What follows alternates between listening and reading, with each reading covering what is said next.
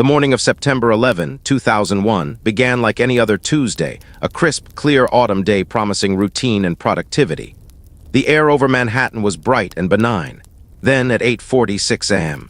Eastern Time, the routine exploded. American Airlines Flight 11, hijacked moments earlier, slammed into the North Tower of the World Trade Center. It was not a mechanical failure. The scale and speed of the fire immediately suggested something horrific. For 17 minutes, the world paused, looking up in disbelief. News channels scrambled, showing the perfect blue sky rent by a gaping, smoke-spewing wound. In offices across the city, people gathered around television sets, murmuring about a terrible accident. Then, at 9:03 a.m., United Airlines Flight 175 struck the South Tower. This second, deliberate impact stripped away all plausible deniability. It was not an accident, it was an act of war. A nation watched, collectively realizing the unimaginable. The United States was under a coordinated, massive attack on its own soil. The shock was visceral, a punch to the gut of a nation that had felt geographically invulnerable. In the skies over the eastern seaboard, confusion reigned. The Federal Aviation Administration, FAA, made the unprecedented decision to ground all civilian air traffic, a total shutdown of American airspace. Every airplane above was told to land immediately, turning the usually busy airways eerily silent. On the ground, the silence was broken only by sirens and the roar of escaping smoke and flame. The horror deepened at 9:37 a.m. when American Airlines Flight 77 crashed into the Pentagon in Arlington, Virginia, just outside the nation's capital. This was no longer just an attack on commerce. It was an attack on the military nerve center of the United States. Fear metastasized into panic, and the sense of control, the very foundation of daily life, evaporated. Washington, D.C. emptied as buildings were evacuated, the government structure teetering under threat. The deadliest and most profound act of heroism occurred in the fourth attack.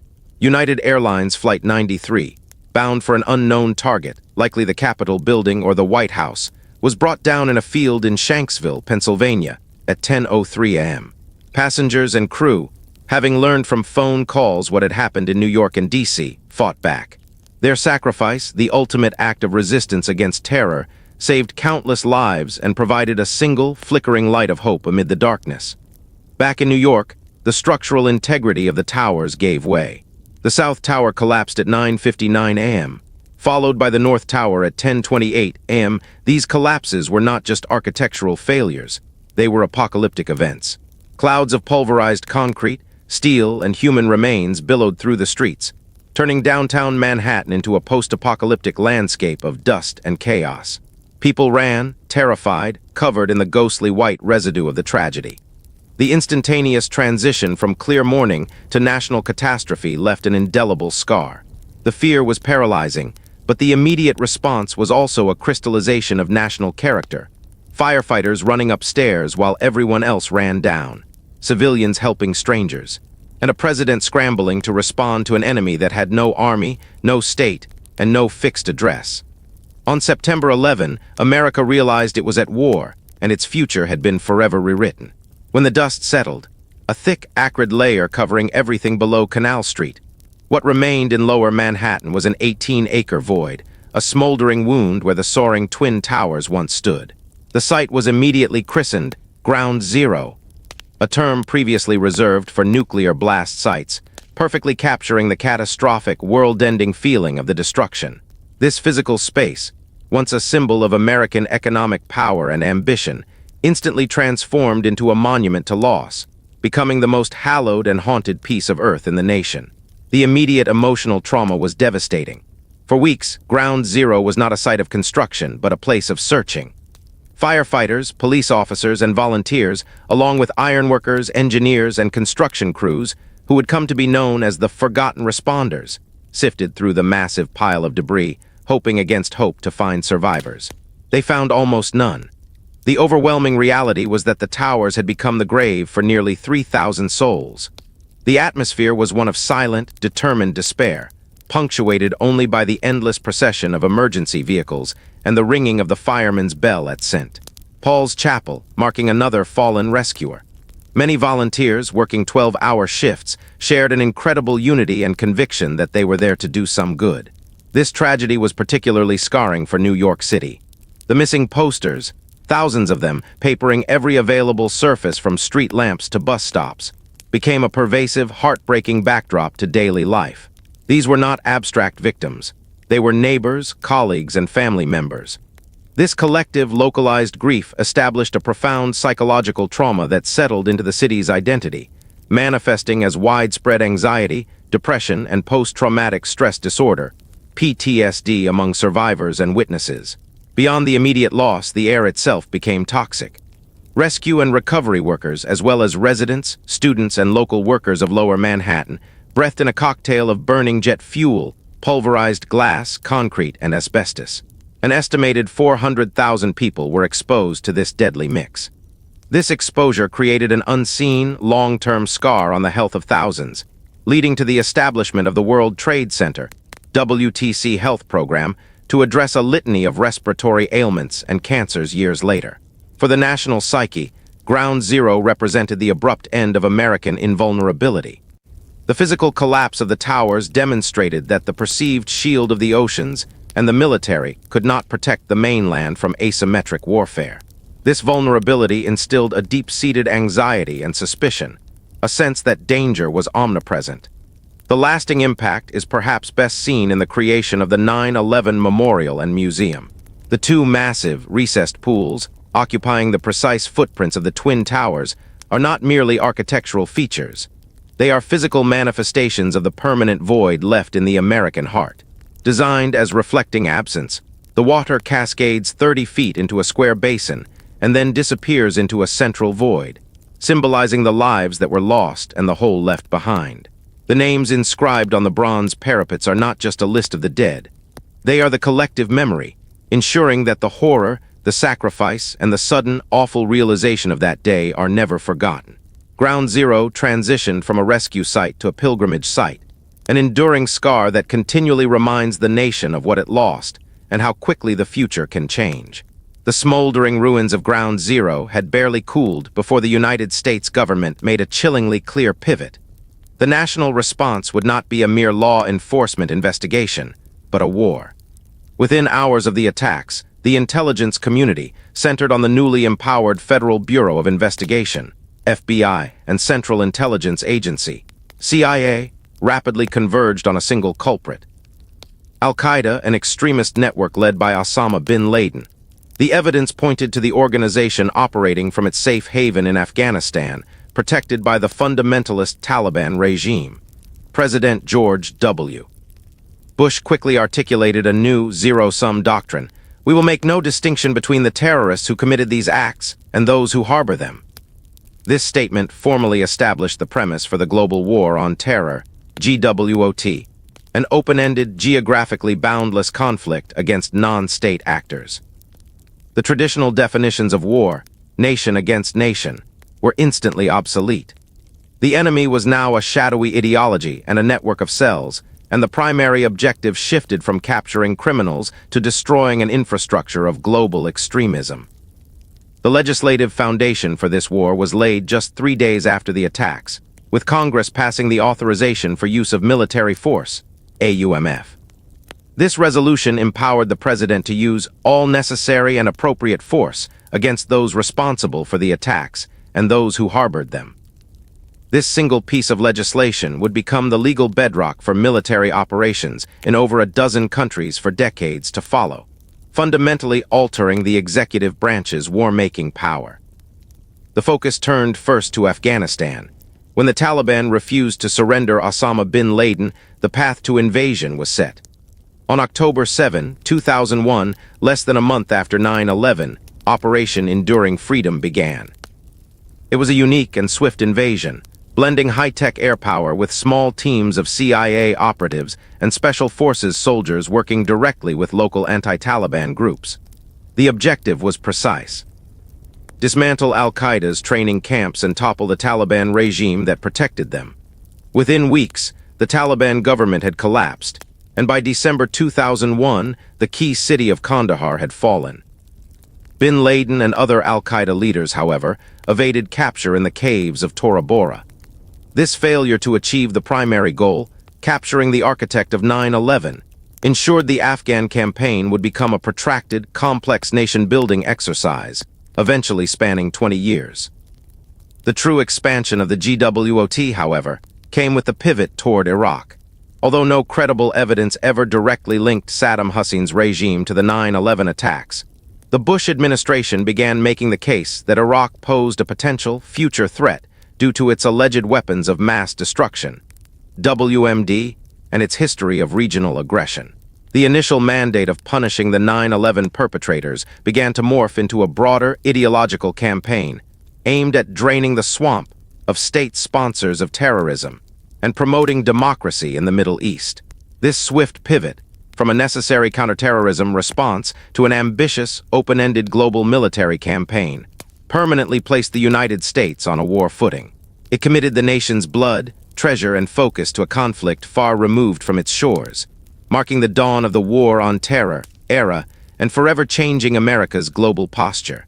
In the immediate aftermath of 9/11, it became painfully clear that the attacks were not a failure of intelligence gathering, but a failure of intelligence connection. Numerous federal agencies possessed fragmented pieces of the puzzle. The FBI knew of suspicious individuals. The CIA tracked Al-Qaeda overseas. The INS, Immigration and Naturalization Service, monitored visas. Yet no single entity was responsible for synthesizing this information into a cohesive picture of the domestic threat. The tragedy exposed a fatal lack of coordination, a critical vulnerability that the government was immediately mandated to fix. The response was a historic, monumental undertaking, the creation of the Department of Homeland Security, DHS. Signed into law in November 2002, the DHS became the single largest reorganization of the U.S. government since the establishment of the Department of Defense.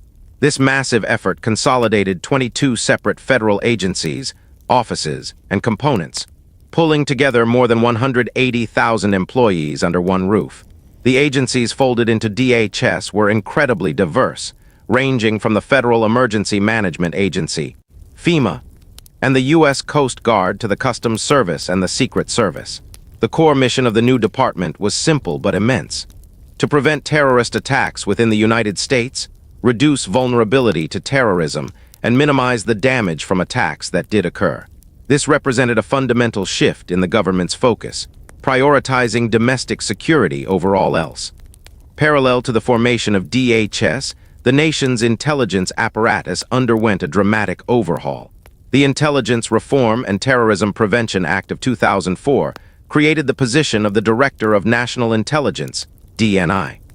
This new official was tasked with overseeing and coordinating the entire U.S. intelligence community, ICE, a collection of 17 agencies, including the CIA, FBI, NSA, and others, to ensure seamless information sharing. Before this restructuring, these agencies often operated in silos, jealously guarding their data. The DNI was installed to break down those internal bureaucratic walls, forcing cooperation in the service of national security. The creation of the National Counterterrorism Center, NCTC, was another direct result of this reorganization. The NCTC was explicitly designed to be a central repository of terrorism intelligence, integrating foreign and domestic threat information and providing daily briefings to the president. It embodied the lesson learned: intelligence must be fused and acted upon quickly. This restructuring was not merely administrative, it was a profound shift in American governance. It established a permanent domestic security infrastructure and created a new national purpose. Every federal employee, from an airport screener, Nautza to an analyst at the FBI, was essentially co-opted into the global counterterrorism effort. The homeland was no longer a philosophical concept. It was a jurisdiction requiring constant protection, surveillance, and a unified command structure. This birth was costly, complex, and controversial, but it ensured that the fragmented security landscape of September 10, 2001 would never exist again. The shock of 9/11 created a powerful, undeniable mandate. Security must come first. In the desperate rush to prevent the next attack, the traditional checks and balances on government power, particularly regarding domestic surveillance, were rapidly loosened. The legislative centerpiece of this new era was the USA Patriot Act, uniting and strengthening America by providing appropriate tools required to intercept and obstruct terrorism act.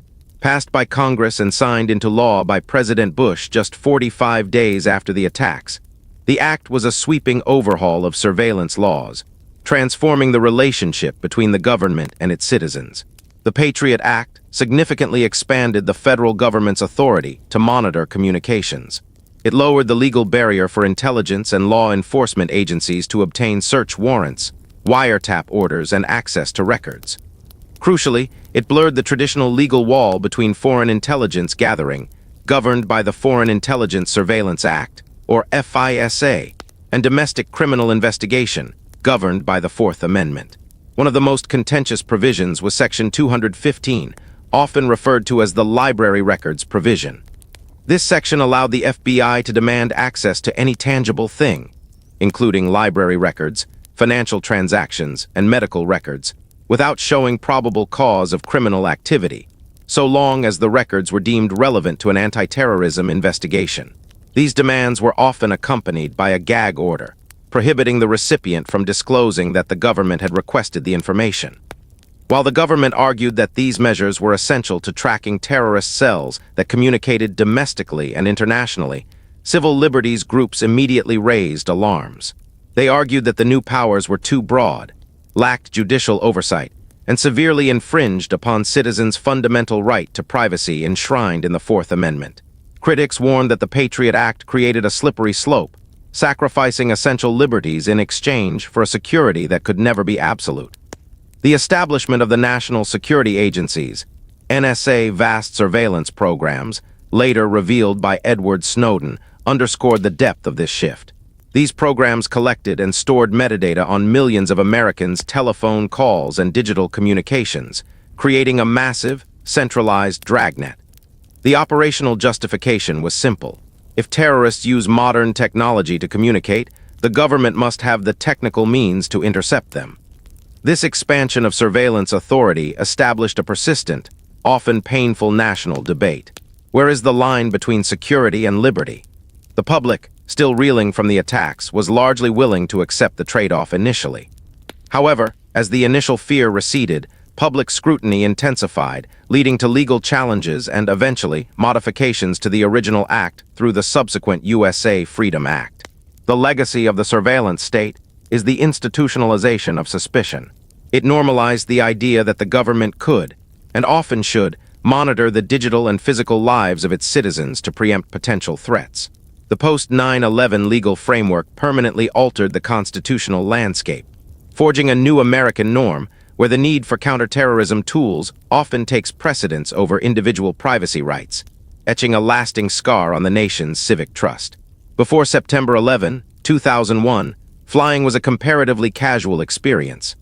Airport security was often managed by low-paid, private contractors whose screening procedures were inconsistent and often lax. Security checkpoints were quick formalities. Family and friends could wait at the gate to greet arriving passengers, and the biggest annoyance was the price of a ticket. This ease was tragically exploited by the 9/11 hijackers. In the wake of the attacks, the vulnerability of the entire commercial aviation system became the immediate, paramount focus. Within 2 months, Congress passed the Aviation and Transportation Security Act, creating the Transportation Security Administration, SA. This was one of the most visible results of the new Department of Homeland Security, a federal agency tasked with taking over all airport security nationwide. The shift was instantaneous and stark. The goal was to establish a universal, aggressive, and highly visible defense against any future airborne threats. Hundreds of thousands of private screeners were replaced by a federally trained and standardized workforce, known as Transportation Security Officers, now identifiable by their dark uniforms and presence at every domestic airport. The routine of air travel was permanently dismantled and replaced with a regimen of tedious, often invasive procedures. What began as a security measure quickly evolved into the normalized ritual of the American traveler. The removal of shoes, a reaction to Richard Reed, the shoe bomber, who attempted an attack in late 2001. The emptying of pockets, the separate scanning of laptops, and the full-body scans. Perhaps the most universally felt constraint arrived after the 2006 foiled plot to detonate liquid explosives on transatlantic flights. This led to the now famous 3-to-1-to-1 rule. Limits on liquids carried in hand luggage, requiring them to be in containers of 3.4 ounces 100 ml or less, placed in a single quart-sized plastic bag. This seemingly minor change transformed the way people packed, turning everyday items like shampoo and bottled water into potential security threats. The entire atmosphere of the airport changed from a welcoming transit hub to a hardened, defensive fortress. Gates were sealed off, waiting areas were pushed back, and the casual mingling of travelers and non-travelers was banned. For the traveling public, the experience became one defined by long lines, delays, and a constant, low-grade tension. The ultimate trade-off was safety for speed and convenience.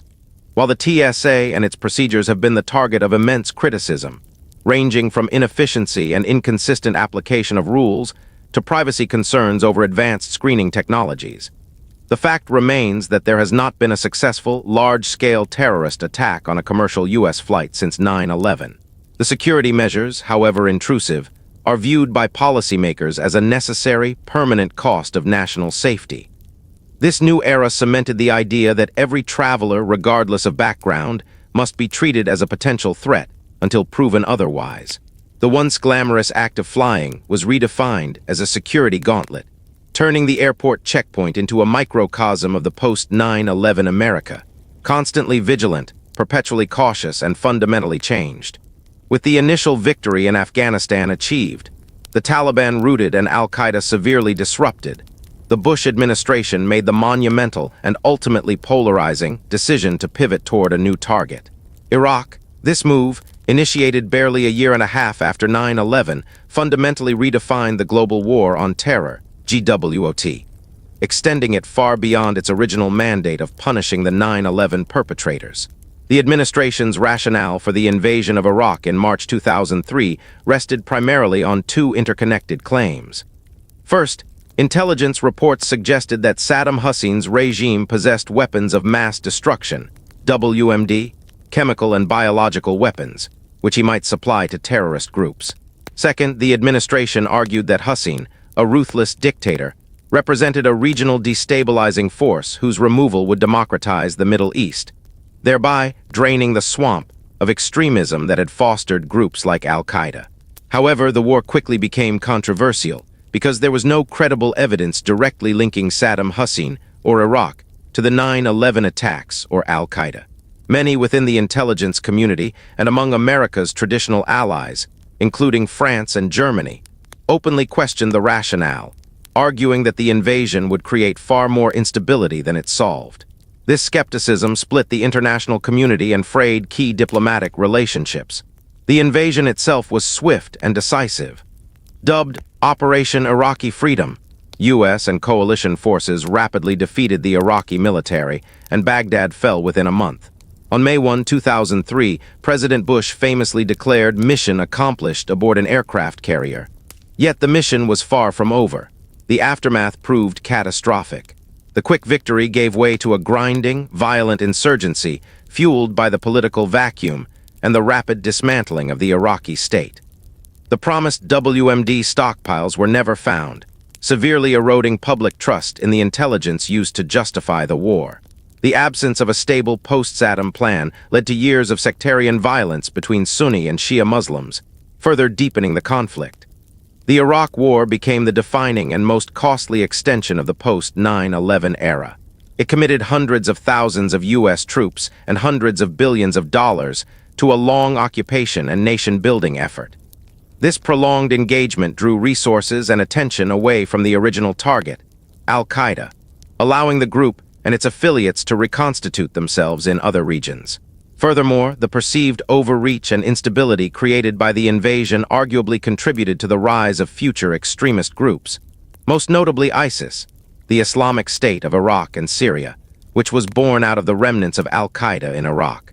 The decision to invade, driven by the fearful urgency of the post-9/11 mandate, fundamentally destabilized the Middle East and led to a decade of costly conflict that stained the moral authority of the United States. The scar of 9/11 was now compounded by the lasting wounds of the Iraq War. The global war on terror, GWOT, launched in the wake of 9/11, did more than just send troops overseas. It triggered a massive, sustained financial engine at home, leading to the rise of what can be called the military-industrial complex 2.0. Dwight D. Eisenhower's original warning about the unholy alliance between a large military establishment and a large arms industry took on a new dimension in the post-9/11 era, characterized not just by tanks and planes, but by data, technology, and privatization. The most immediate change was the colossal and permanent increase in defense spending. Following the initial attacks, Congress swiftly approved massive defense appropriations. The budgets for the Department of Defense, DoD, and the newly formed Department of Homeland Security, DHS, skyrocketed, dedicating hundreds of billions of dollars annually to fighting terrorism abroad and securing the homeland. This steady flow of government money created an unprecedented boom for defense contractors, security technology firms, and military supply companies. A crucial component of this modern complex was the proliferation of private military and security contractors, PMSC. As the conflicts in Afghanistan and Iraq became prolonged and troops were stretched thin, the U.S. military increasingly outsourced core functions to private firms. These contractors were hired to perform roles ranging from logistics and maintenance to armed protection and intelligence analysis. Companies like Blackwater, now Academy and KBR, Kellogg Brown and Root became household names, often operating with less oversight and transparency than uniformed military personnel. The use of contractors was justified as a means of reducing the visible footprint of U.S. troops and maintaining a flexible, deployable workforce. However, it also introduced significant challenges. Contractors operated in a legal gray zone, often immune from prosecution in host countries, leading to accountability issues and, occasionally, high-profile controversies regarding civilian casualties. The number of armed contractors in Iraq and Afghanistan often rivaled the number of uniformed soldiers, marking a profound shift toward the privatization of warfare. Furthermore, the new threat of terrorism spurred innovation and investment in high-tech surveillance and intelligence. Companies specializing in drone technology, cybersecurity, biometric screening, and data analysis saw their government contracts explode.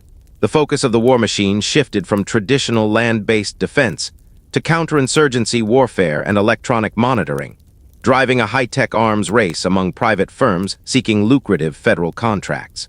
The cycle became self-perpetuating. As defense firms grew and achieved record profits, they invested heavily in lobbying and political contributions in Washington, D.C., ensuring that the threat, and thus the funding, remained high. This institutionalized the war footing, creating an economic constituency for sustained conflict and surveillance. The military-industrial complex 2.0 fundamentally changed the American economy, transforming defense and security into powerful, politically entrenched sectors that relied on the perpetual existence of the global war on terror. The terrorist attacks of September 11, 2001, were perpetrated by Al-Qaeda, a radical extremist organization that misused and distorted Islamic theology. Yet in the immediate, raw shock of the aftermath, a massive segment of the American public failed to make this crucial distinction. The perpetrator's stated religious affiliation was instantly and tragically conflated with the identities of millions of peaceable, law-abiding Muslim and Arab Americans, triggering a devastating wave of prejudice and suspicion that forever altered the nation's social landscape. The backlash was swift and often violent. In the days following 9/11, hate crimes against individuals perceived to be Arab or Muslim, including Sikhs and South Asians who were visually mistaken for Middle Eastern, spiked dramatically. Mosques were vandalized, businesses owned by Arab Americans were firebombed, and individuals were subjected to verbal assaults, physical attacks, and harassment on the streets and in schools. This visceral reaction transformed everyday spaces into zones of threat for these communities. The ensuing years saw the rise of systematic Islamophobia, defined not just by individual acts of bigotry, but by an institutionalized distrust. Muslim Americans found themselves subjected to constant scrutiny and suspicion, often targeted by heightened surveillance, discriminatory questioning at airports and border crossings, and the insidious labeling as the enemy within. The government's focus, driven by the new security imperative, often exacerbated this climate. Programs like the National Security Entry-Exit Registration System, NSERS, specifically targeted visitors and immigrants from predominantly Muslim countries for special registration and surveillance, creating a two-tiered system of justice and further marginalizing these communities. Federal law enforcement agencies, operating under the expanded powers of the Patriot Act, also infiltrated mosques and Muslim community centers, fueling a corrosive sense of being perpetually watched. This institutional suspicion permeated popular culture and political rhetoric. A constant stream of media portrayals often stereotyped Muslim characters as either terrorists or oppressed victims, rarely allowing for the complexity of American life. Public discourse became saturated with figures and groups actively promoting anti-Islamic conspiracy theories, successfully rebranding a religion of nearly 2 billion adherents as an inherent threat to Western civilization. The lasting trauma is not just the memory of the early attacks, but the burden of collective guilt and endless scrutiny that Muslim and Arab Americans have carried for decades. It challenged the core American promise of religious freedom and equal treatment. While many Americans and interfaith organizations admirably worked to promote understanding and tolerance, the deep-seated fear and misinformation persisted. The post-9/11 domestic backlash created a permanent wedge, making the fight for civil rights and genuine inclusion a constant, exhausting struggle against a deeply embedded culture of suspicion. The global war on terror, GWOT, stretching across Afghanistan, Iraq, and later encompassing smaller engagements in places like Syria, Yemen, and Somalia, quickly became a defining feature of 21st century American life. Far from being short, surgical operations, these conflicts metastasized into what are universally known as the endless wars, imposing a staggering and continuous cost measured both in human sacrifice and financial debt. The most profound cost was paid in blood. Over 7,000 American military service members have lost their lives in the post-9/11 wars, and tens of thousands more have been physically wounded. Yet the human toll extends far beyond these numbers. Hundreds of thousands of veterans have returned home carrying the invisible wounds of war, suffering from post-traumatic stress disorder, PTSD, traumatic brain injury, TBI, and severe moral injury. The struggle to reintegrate into civilian life, coupled with inadequate or slow access to mental health care, contributed to tragic rates of veteran suicide, a devastating secondary wave of human cost that continues decades after the initial deployments. Equally immense was the cost in treasure. Unlike previous wars, the U.S. government largely financed the GWOT through borrowing, rather than tax increases, burying the financial cost in the national debt. Estimates for the total cost of the post-9/11 wars, including direct war spending, homeland security, and necessary future care for veterans, exceed $8 trillion. This extraordinary figure represents funds diverted from infrastructure, education, healthcare, and other domestic needs, guaranteeing that the financial burden will be borne by future generations. The mechanism of all-volunteer forces also ensured that the burden of fighting was placed on a tiny fraction of the American population. While the vast majority of citizens continued their lives with minor disruption, the same small group of service members and their families cycled through multiple, punishing deployments. This created a significant civil-military divide, where the public experienced the wars abstractly through news reports, while military families bore the actual, tangible trauma of repeated separation, fear, and loss. Furthermore, the duration of the conflicts fundamentally altered the nature of military service itself. Soldiers who enlisted after 9/11 often knew no other type of deployment than to a combat zone in the Middle East or Central Asia. The military became geared toward counterinsurgency, stability operations, and advising foreign forces, creating a generation of soldiers perpetually on rotation, serving a national strategy that lacked clear, achievable end goals. The eventual withdrawal from Afghanistan in 2021 underscored the painful reality. After 2 decades, thousands of lives, and trillions of dollars, the fundamental stability of the region remained fragile, and the ultimate strategic outcomes were debatable. The legacy of the endless wars is one of profound commitment and deep sacrifice, but also a sober recognition that the costs, both fiscal and human, will continue to reverberate through American society and its budget for the remainder of the century. The immediate aftermath of 9/11 saw an unprecedented wave of global solidarity directed toward the United States. From Moscow to Paris, capitals around the world condemned the attacks, and the French newspaper Le Monde famously declared, "We are all Americans." This moment of sympathy was quickly formalized when NATO, for the first and only time in its history, invoked Article 5 of its charter, declaring that an attack on one member was an attack on all. This provided the diplomatic cover for the subsequent military intervention in Afghanistan. However, this initial period of unity soon gave way to deep strain, as the U.S. began to reimagine its global role through the lens of the global war on terror, GWOT. Faced with an enemy that recognized no borders, the U.S. needed international partners for intelligence sharing, logistical support, and accessing bases. This created complex and often transactional shifting alliances. Countries that had been antagonists, or at least distant, were suddenly crucial partners in counterterrorism. Most notably Pakistan, whose territory was essential for access to Afghanistan, despite its complicated history with extremist groups. The most significant break came with the invasion of Iraq in 2003. When the U.S. government decided to act without a formal mandate from the United Nations Security Council, and in opposition to key allies like France and Germany, it demonstrated a clear preference for unilateral action when multilateralism proved too slow or obstructive. President Bush affirmed that, in the face of a perceived WMD threat, the U.S. would not wait for permission. This stance created a massive fissure between old Europe and the U.S., eroding decades of diplomatic trust and leading to accusations that America was acting as an empire, not a partner. Furthermore, the requirements of the GWOT led to the establishment of the Global Detention and Interrogation Network. The CIA established black sites, secret prisons in allied foreign countries, to detain and interrogate terror suspects.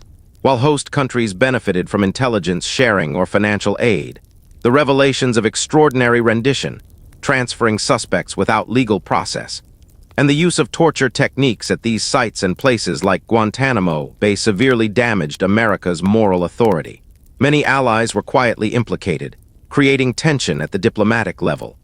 The overall result was a redefinition of America's relationships. Allies were now viewed less through the lens of shared democratic values and more through the pragmatic lens of counterterrorism utility. The U.S. demanded cooperation, often placing pressure on sovereign nations to adopt stricter security measures or allow U.S. military presence. This reimagining of the global role established a foreign policy posture that was, simultaneously, deeply engaged in international alliances, for logistics and intelligence, and deeply distrustful of international constraints, for military action. The scars of 9/11 led the U.S. to see the world as fundamentally dangerous, and its most important mission as self-protection, even at the cost of traditional friendships and diplomatic norms. In the hours and days following the devastation of September 11, 2001, an unexpected and profound force emerged from the rubble and fear, a powerful surge of national unity. The attacks were meant to sow terror and division, but the immediate effect was to bind the nation together in a shared experience of grief, defiance, and communal purpose. This unity established a spontaneous culture of resilience. The immediate outpouring of patriotism was visible everywhere. American flags, which had been ordinary symbols before, suddenly became sacred emblems. They flew from every conceivable place. Half-masted over government buildings, draped across balconies, affixed to car antennas, and worn as lapel pins. The sight of a flag was not just a symbol of the nation. It became a declaration of defiance against the attackers and a silent promise to rebuild. This patriotism translated rapidly into action and service. Across the country, Americans rushed to help. Blood banks were overwhelmed with donors lining up for hours. Monetary donations poured into relief funds for victims' families and first responders. In New York, thousands of civilians volunteered at Ground Zero, cooking meals, sorting supplies, and offering counseling to the exhausted rescue workers. The willingness of ordinary citizens to drop everything and contribute to the collective recovery effort was a testament to the nation's core strength. Perhaps the most potent demonstration of this culture of service was the surge in military enlistment. For a country that had relied on an all-volunteer force for decades, the appeals of recruiters suddenly resonated with a powerful new meaning. Young men and women, many of whom had never considered military life, lined up at recruiting offices, driven by a desire to defend their country and seek justice for the 9/11 victims. They felt a direct, personal call to duty, a willingness to risk their lives abroad so that the homeland could be secure. In political life, the immediate unity was equally striking. Partisan differences seemed to melt away overnight. Congressional leaders from both sides of the aisle stood together on the steps of the Capitol, singing, "God Bless America." The national discourse, usually fractured and contentious, achieved a rare moment of consensus. The country would respond with strength, and it would do so as one. This period was characterized by a genuine emotional transparency. Public figures and citizens alike shared their vulnerability, their anger, and their determination. It was a time when individual trauma was collectively acknowledged, forging a deep, if fleeting, sense of connection. For a brief window, the divisions of race, class, and region receded, replaced by the simple, powerful identity of being American. Though this fierce unity would eventually fade, fracturing under the strain of prolonged war, political debates, and the economic costs, the initial culture of resilience proved that the attacks failed to break the American spirit. The memory of this unity, the shared patriotism, and the boundless willingness to serve, remains one of the most powerful and enduring counter-legacies of the horror of 9/11. The Global War on Terror, GWOT, presented the U.S. military and intelligence community with an unprecedented strategic challenge. How to fight a decentralized, non-state enemy operating in sovereign nations without triggering massive ground invasions or causing widespread civilian casualties. The answer lay in technology and a controversial legal reinterpretation of wartime authority, leading to the institutionalization of targeted killings and drone warfare. This established radical new rules of engagement. The core of this new tactical shift was the rise of the unmanned aerial vehicle, UAV, or drone. Drones offered the perfect tool for counterterrorism. They could loiter invisibly over remote battlefields for hours, providing persistent surveillance, and when commanded remotely, deliver Hellfire missiles with extreme precision. This capability allowed the U.S. to project power into distant, hostile territories like Pakistan, Yemen, and Somalia without risking American boots on the ground. The operational shift was accompanied by a controversial legal one, the normalization of targeted killings. The U.S. government, relying on the 2001 Authorization for Use of Military Force, OMF, asserted the right to kill individuals who posed an imminent threat to the nation, even if those individuals were not located in traditional war zones and were not captured in the heat of battle. These strikes were often executed by the CIA, operating outside standard military chains of command, blurring the lines between intelligence operation and military combat. This strategy immediately raised severe ethical and legal questions. Critics argued that the practice of targeted killing amounted to assassination, violating international law and due process, especially when applied to American citizens affiliated with terrorist groups overseas. Furthermore, the strikes often relied on intelligence that targeted patterns of life, striking groups of unidentified individuals exhibiting suspicious behavior, signature strikes, rather than confirmed high-value targets. This resulted in an acknowledged number of unintended civilian casualties, creating deep anti-American sentiment in the nations where these strikes took place. The drone program created a profound psychological distance from the violence. Operators sat in climate-controlled rooms thousands of miles away, watching high-definition video feeds of their targets before executing a strike. While this remote command structure preserved the lives of American service members, it created a moral chasm, decoupling the act of killing from its devastating human consequence. The expansion of drone warfare represented a permanent, technological transformation of how America fights its wars. It was quiet, continuous, and geographically fluid, allowing the U.S. to maintain pressure on al-Qaeda and its affiliates indefinitely. However, it also set a dangerous global precedent. By prioritizing the elimination of individuals based on remote identification and executive authorization, the U.S. created a permanent, non-transparent warfare framework that continues to challenge the established norms of accountability and sovereignty in the 21st century.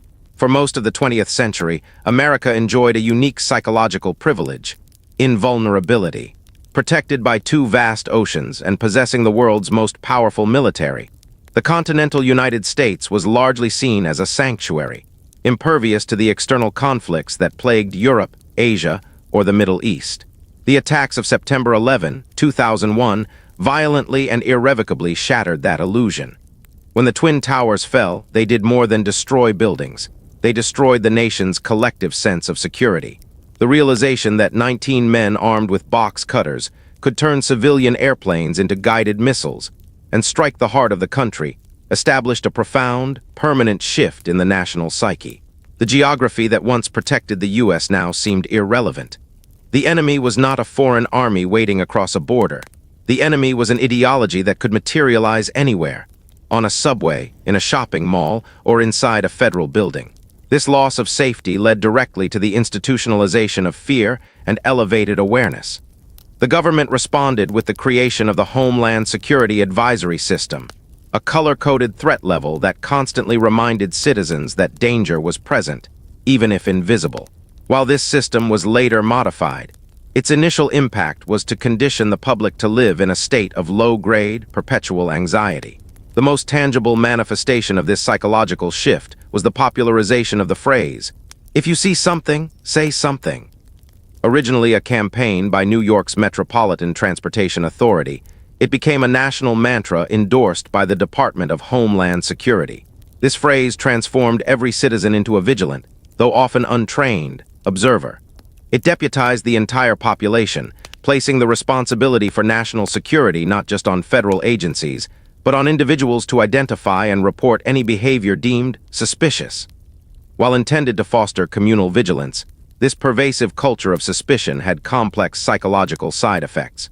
It fueled the domestic backlash against Muslim and Arab Americans, as fear often led to racial profiling and misidentification of everyday activities as terrorist plots. It also normalized the idea of sacrificing convenience and privacy for the sake of security, a direct consequence of the fear instilled by 9/11.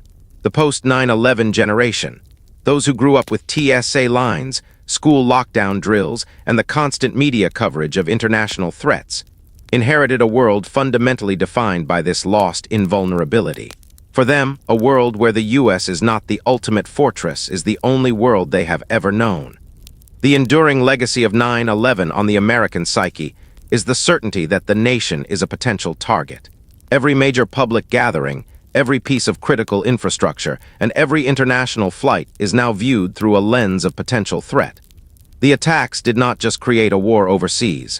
They created a permanent psychological war at home, replacing the easy confidence of the past with a constant, watchful vigilance that remains a defining characteristic of modern American life.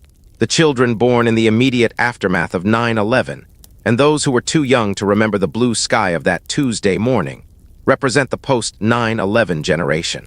They have inherited a political, cultural, and military landscape fundamentally defined by the attacks, shaping their worldview and political priorities in ways their parents never experienced. For this generation, the state of elevated alert, perpetual surveillance, and global conflict is not an anomaly. It is the default setting of the world. For them, the strictures of the TSA checkpoint are not a temporary inconvenience, but the normal, tedious prelude to air travel. They were raised on the mantra, "If you see something, say something," internalizing the idea that vigilance is a constant civic duty and that danger can lurk in the mundane. The constant media and political focus on terrorism, homeland security, and threats from decentralized extremist groups has fostered a worldview where external dangers are seen as highly relevant and ever-present. Culturally, this generation matured amid the endless wars. They may have had parents, relatives, or classmates who deployed multiple times to Afghanistan and Iraq. They have witnessed the profound human cost, the visible and invisible scars of returning veterans, and experienced the national debate over foreign intervention and isolationism. Unlike their predecessors, they do not view the military as purely defensive. They see it as a force continually engaged in complex, prolonged counterinsurgency operations far from home. Politically, the post-9/11 generation holds a complex relationship with government power and civil liberties. On one hand, they grew up with an expanded security state, yet they are also highly fluent in digital privacy and the risks of mass surveillance, largely thanks to revelations about NSA programs. This has led to a paradoxical political consciousness, an acceptance of high security measures coupled with a heightened skepticism toward government transparency and trust in institutional authority. They are the first to critically question the long-term effectiveness of the Patriot Act and the efficacy of trillions of dollars spent overseas. Economically, they entered adulthood under the crushing weight of the national debt exacerbated by the wars, compounded by the financial crisis of 2008. They are keenly aware that the financial costs of 9/11, which they did not authorize, will be their responsibility for decades to come. Ultimately, the most significant legacy is their relationship with trauma and memory. For them, 9/11 is a historical event, much like the Vietnam War or Pearl Harbor for earlier generations. It is learned about in history classes and visited at the solemn memorial pools. Yet its shadow is long, influencing everything from urban planning and airport design to political rhetoric and college course topics. This generation has learned to live in a world where the threat is constant, the security is intense, and the definition of peace is constantly debated. They are the inheritors of a world that began on a devastating Tuesday morning, and their future will be defined by their choices on how to manage the scars and the security structures left behind.